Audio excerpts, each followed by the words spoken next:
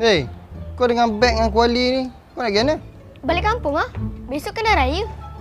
Hey, kampung kau kat sini. Ni rumah kau. Ayah, kita kena cepat masuk sekel. Circle apa? Nampak sangat tak main PUBG. PUBG? Okeylah, saya gerak dulu. Papa Roger. Assalamualaikum.